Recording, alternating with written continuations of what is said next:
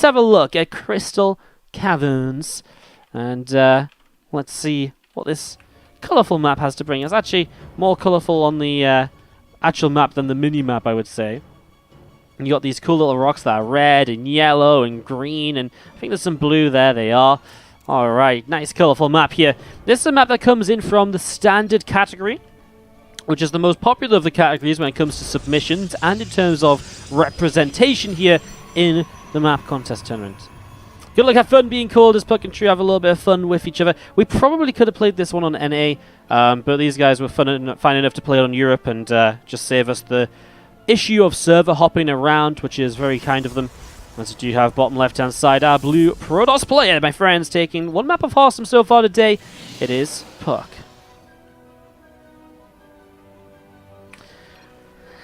Top right-hand side, apparently puCK doesn't like it when this man in the top right has fun. Our red Zerg player from Storm is True. Yeah, and thank you for joining us so far today, guys. The WardiTV Team Liquid Map Contest Tournament number 3. We're actually moving along quite swimmingly after this series. We're about halfway through the matches of the day. Actually, very, very few issues. I hope you're all having fun. And again, very excited for 2 maps now, which are going to be, again, maps we haven't seen just yet. Yeah, we're actually doing a great job of making our way through all of the different maps at the moment, which is actually really cool to see. So, really, really cool to see. You know, Wardy, I once saw a dream and you were in it. I woke up laughing like hell. Fun times. Well, thank you, RNGs. I'm glad you enjoyed your dream with me. I'm not going to ask much more.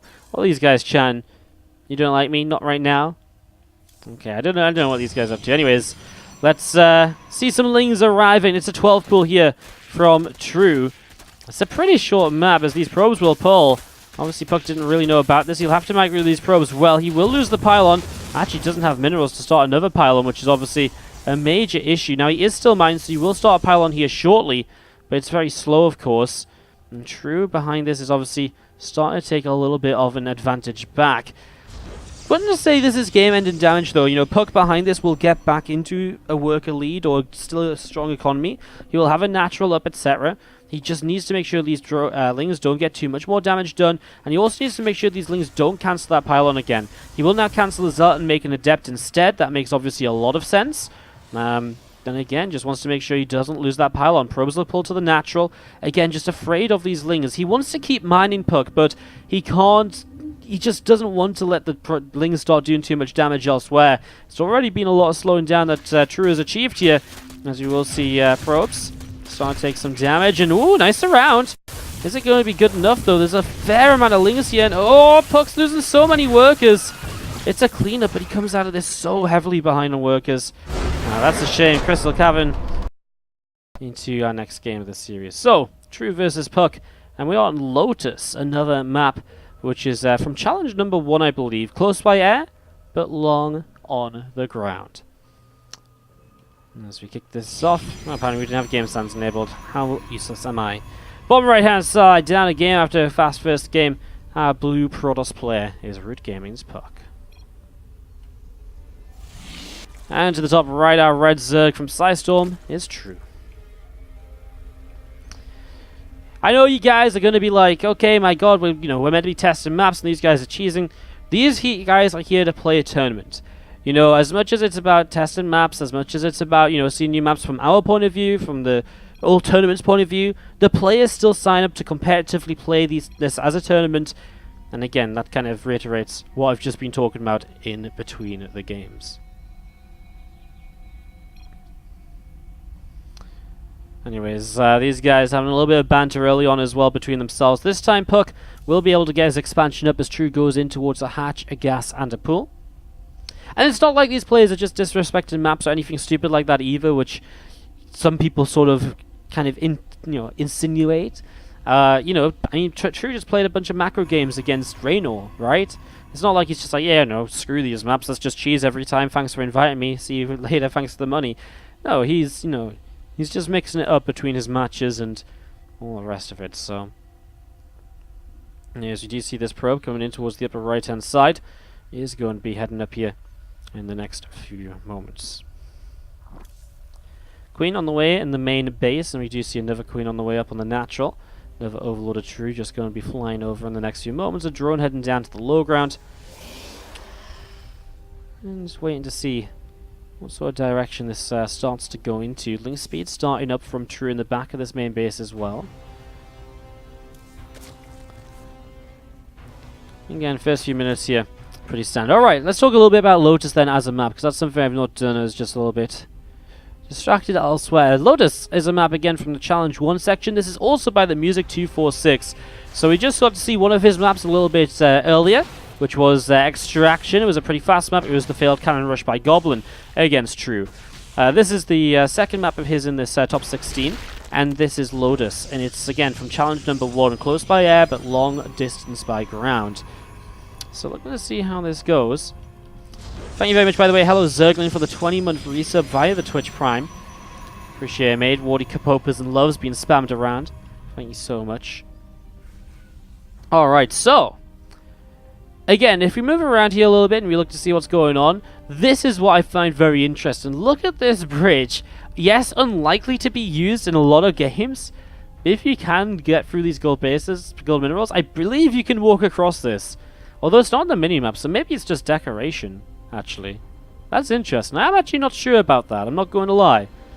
Anyways, the map in general, main base, pretty regular. Open to the air from this direction, natural's pretty regular. Third base along here, not too crazy. Again, you have this gold which will be exposed by air. Then obviously that's going to be the risk of taking that. Especially if you can't put missile turrets right behind that, so I'm intrigued. I feel like if it's not on the minimap, you can't walk on it. Maybe it's just there for... maybe we do see these queens pushing this Oracle away from the main base. And the circling moving around a little bit as well. +1 melee halfway done. Link speed is halfway done as well at the moment. 2 Oracles continuing to come out of the main right now. As you do see these 2 gateways morphing into warp gates. And Definite Stalker just sat at the front at the moment.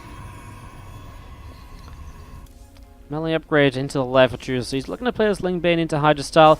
Double Stargate from puCK is not the typical double Stargate though. He's massing Oracles, which is very different to usual, but definitely plays to the map a little bit. If you fly on in towards the main base and you're able to get yourself a whole bunch of workers, well, that'd be great. And again, this is designed to be a bit closer by there than anything else. Now remember guys, if you see any sort of cool plays here today that you think really kind of yell to you, like, oh my god, that was a great play, it really made great use of the map, let us know, because the $700 set aside for the best plays used in the map section of the tournament, that's something you guys will get to vote on at the end of the tournament as well, so look forward for that.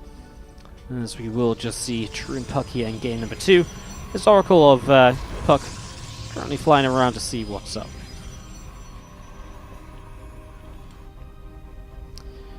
This Oracle is actually going to continue going in towards the right-hand side. A few more Oracles off to the right as well. I mean, it's the first time they're really going to be shown. And you know what? True didn't actually make himself any Spore Crawlers, so he's only on Queens for this defense. If puCK just targets this down, he gets 1 Queen before Transfuse, 2 before Transfuse, and that'll be free.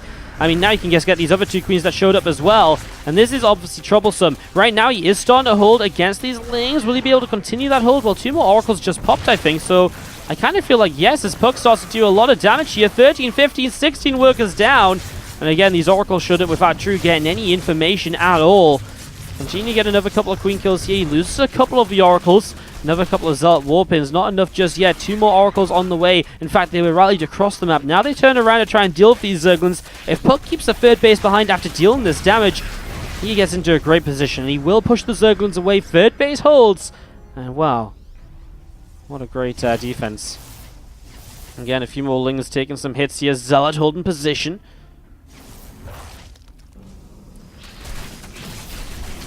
Oracle's getting into action here once again. Still just dealing with a whole bunch of these Zerglings, so some good damage being dealt. +2 melee currently coming up on the top side of the map from True as well. So again, that +2 melee. Apparently we do have confirmation from the chat from Cantuva. He's one of I'm not sure if he judged this tournament. He's a map maker himself over time. Great to see you, man. Apparently you can walk on this, so if these gold bases mine out, you can walk along that. That would be awesome to see, wouldn't it? That would be just different and fun. Apparently you can walk on it, but you can't build. Even more interesting. Wow. That is intriguing. Okay. So you can't actually wall off on the thing. Okay. Okay, that's interesting. So you can't cannon rush behind someone's mineral line. Huh. That's it. That is actually interesting. You can't... Yeah, that's actually crazy. Huh. Cool. Well, you see a Queen Jag being jumped on once again. I guess let's talk about that a little bit later as the Spore goes down. More drones being picked away at here, and, well, True is going to go counter-attack it once again, but now there's so many Zealots coming on through, and, well, I mean, on this lateral expansion, the Spore Crawler goes down, more drones fall, and True is just not going to be able to stabilize in this game. These Oracles continue to rip drones to shreds, as you will see Lings trying to hit at the front, Adepts and Zealots pulling around, seeing where they want to go. And just these Lings continue to come in for the surround. Zealots continue to swipe away a couple of Adepts, getting to work as well. Shield Battery continue to help out. Well, these Lings with +2 melee, they're doing a lot of damage. These Zealots are actually starting to fall. Thing is, +2 melee don't mean nothing when Oracles come into play here. And right now, these Oracles continue to just save the day for puCK. Coming through, cleaning this up once again. Looking good. Zealots actually still just swiping away right now. A little bit more damage still being done here and there. Oracles are being drained of energy, which does obviously complicate things. Feels like puCK just can't quite get enough warp-ins in at a time. Starts to morph in some High Templar, which means an Archon or two. That'll actually go a huge way to helping out against these Zerglings. puCK finally will just stabilize over here, and looks as though he'll be good. What's up, Demos Fiends 13? Thank you so much for the sub. Welcome to the Wardy family. Great to see you. Great to have you on board. Thanks for supporting the channel and the content. High Templar out from the rest of these units is just going to get picked off. A mistake there by puCK. He's going to lose this Archon as well. No, he keeps it alive. But man, this is kind of insane how much damage these Lings are doing. puCK is really struggling to save himself against these Lings, still just being rallied across the map as True sits on 31 drones, completely all in with these Lings, just hoping somehow he can do the damage which puCK has dealt to him in return and get himself back into this game and, well, close out the series 2-0. This is True's third game of the day already. 2-0'd Goblin, 2-0'd Raynor. If he finishes 1-1 against puCK, he's obviously in a very good position to move through the group. He still has Harston left to play as well. Harston versus True will be our next matchup coming in the near future. These Oracles still just sat overhead. More Lings just swarming on through. More Zerglings continue to chase as well. So the Zealots continuing to fight. Lings keep on surrounding, picking off more of these Zealots as well. And still just chasing on down. I mean, it's the +2 melee. It just seems so unstoppable at the moment.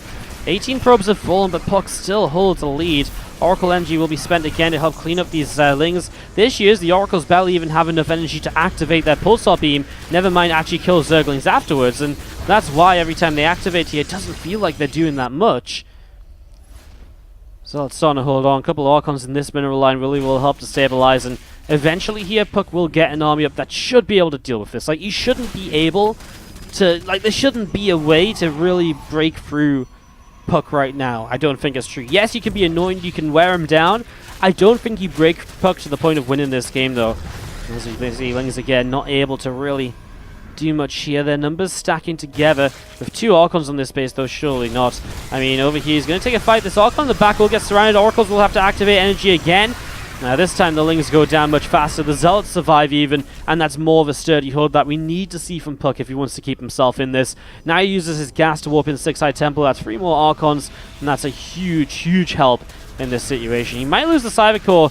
Already starting to warp in some Zealots to try and block these units off. So the Oracles are the fast responding units to get into the main and shut those Lings down. And he should be able to kind of clean this up.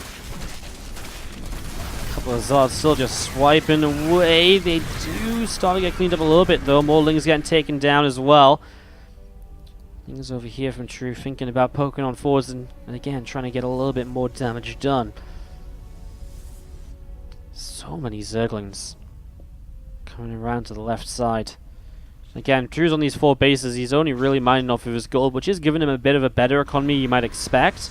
You can see in general, puCK's ahead in all aspects, though, and really, the upgrades are the one thing puCK doesn't have, but upgrades don't matter when you have an army like this. All he had to do was get enough units together. It was the swarminess of the Lings that were really being very powerful, and with shield batteries and Archons left behind, these Lings are unlikely to get a lot done. puCK will pull back because he feels he can maybe section these Lings in and get a good few kills. At the same time, the Oracles are picking off at the gold base.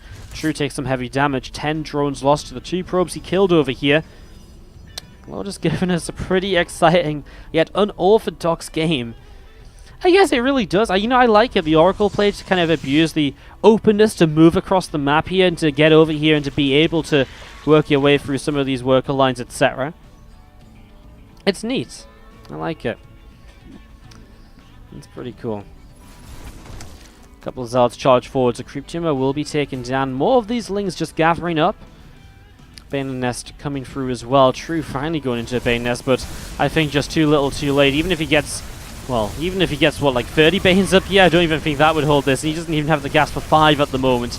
Revelation to keep track of the Queens. Well, the Bane Nest might actually just get killed. Lings and Queens will come and fight the Archon Zealot Force. The Oracles will help out against the Zerglings. The faster the Lings go down, the faster you get on the Queens, and the faster puCK wins out in game number 2. puCK going 1-1 for the second time today. That's a GG, and puCK will